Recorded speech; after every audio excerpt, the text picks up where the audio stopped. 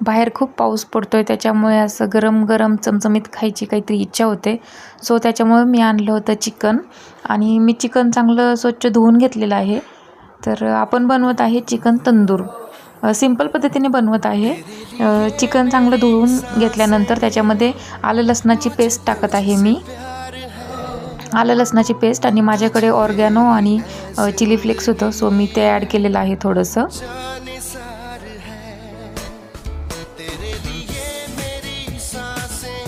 त्याच्यानंतर तुम्ही बघू शकता माझ्याकडे तंदूर मसाला होता, तंदूर चिकन मसाला.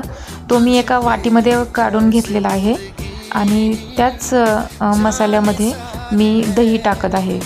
थोडंसं मीठ टाकलेलं आहे आणि दही ते चांगलं मिक्स करून मी चिकनमध्ये ॲड करणार आहे.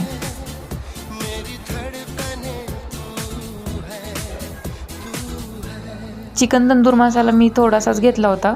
मला वाटलं ते तिखट होईल, कारण लहान मुलं खाणार होते, त्याच्यामुळे मी थोडासाच घेतला होता. आणि आता हे सगळं मी एक जीव करून घेतलेलं आहे.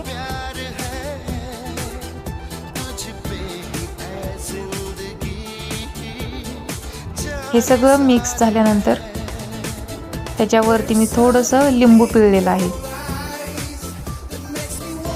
दही थोडंसं घेतलं होतं आणि थोडंसं अर्ध लिंबू मी पिळलेलं आहे.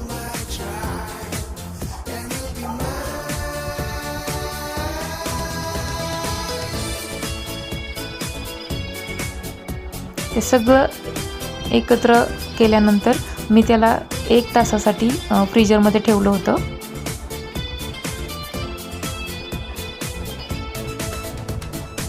एक ते 1.5 तासानंतर मी ते चिकन मॅरिनेट केलेलं चिकन बाहेर काढलेलं आहे.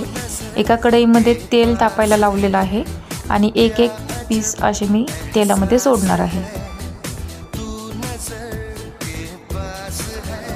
तुम्ही बघू शकता तेल गरम झालेलं आहे आणि आता एक पीस मी तेलामध्ये सोडत आहे.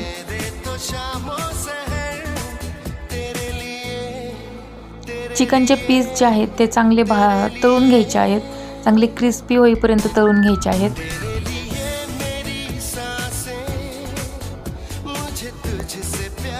थोड्या वेळानंतर मी गॅसचा फ्लेम कमी केला होता आणि कमी फ्लेमवरती चांगले होऊन दिलेले आहेत.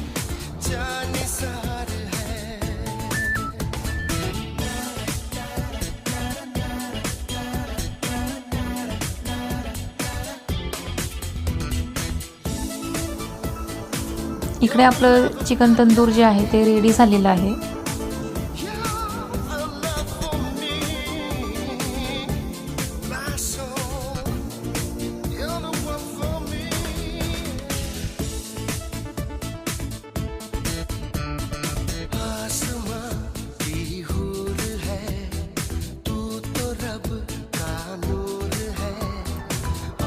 चिकन तंदूर जे आहे रेडी झालेलं आहे.